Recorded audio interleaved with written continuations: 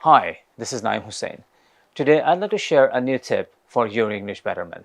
আমরা যারা বাংলাদেশে ইংরেজি ভাষা শিখছি, যারা ইংরেজিতে ভালো করে কথা বলতে চাই এবং লিখতে চাই, তাদের প্রত্যেকের জন্যই একটা প্রবলেম সবসময় সামনে এসে দাঁড়ায়।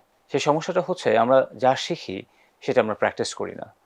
এই যে প্র্যাকটিস করতে না পারা কিংবা প্র্যাকটিস না করা, এর ফলে যেটা হয় আপনি যা শিখেছেন সেটাও একটা সময় গিয়ে আপনি আর অ্যাপ্লাই করতে পারেন না বা আপনি ভুলে যান।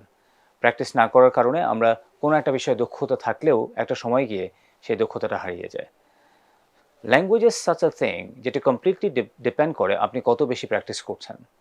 If you practice it every single day, then it will tremendously help you to develop your linguistic skill. এখন এই যে ইংরেজি ভাষা আমরা যা শিখি সেটা আমরা চর্চা করব কিভাবে কিংবা চর্চা করবোটা কোথায়, সেটা নিয়ে আমি কথা বলবো এই ভিডিওতে। আমরা ইংরেজি শেখার পরে সেটা চর্চা করবার জন্য আমরা বিভিন্ন জায়গাতে ভর্তি হই, আমরা ল্যাঙ্গুয়েজ ক্লাবে যাই, কোচিং সেন্টারে ভর্তি হই, আমরা পার্টনার খুঁজে নেই।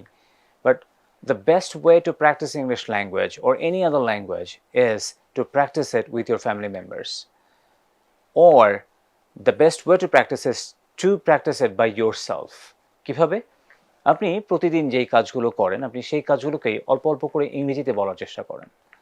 কারণ আমরা প্রতিদিন যে কাজগুলো করি সেই কাজগুলো খুব বেশি ডিফারেন্ট হয়, ব্যাপারটা এরকম না। অলমোস্ট সেম কাজই আমরা প্রায় প্রতিদিনই করে থাকি।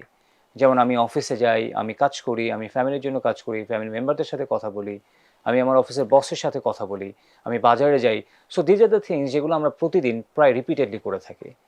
And if you can speak in English all this activities, তাহলে যেটা হবে আপনি এই সেম জিনিসগুলোকে প্রতিদিন বলার একটা সুযোগ পাবেন।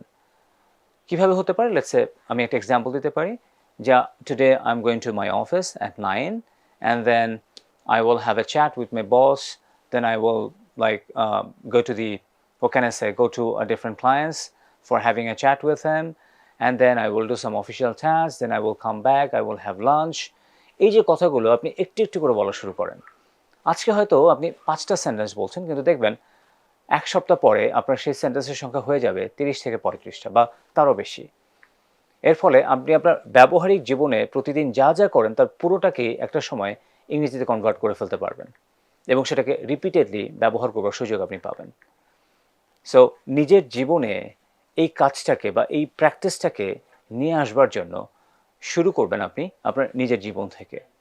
আপনি প্রতিদিন যা করেন সেটা ইংরেজিতে বলতে চেষ্টা করবেন, একই সাথে আপনার ফ্যামিলি মেম্বার্সের সাথে আপনার যে কাজগুলো হয়ে থাকে সেগুলোকেও একটু একটু করে ইংরেজিতে বলার চেষ্টা করবেন। It will give you confidence and courage at the same time. So do practice English every day. It will help you to boost up your confidence, courage, and develop your English speaking and writing skill at the same time. Thank you very much for watching the video. Goodbye.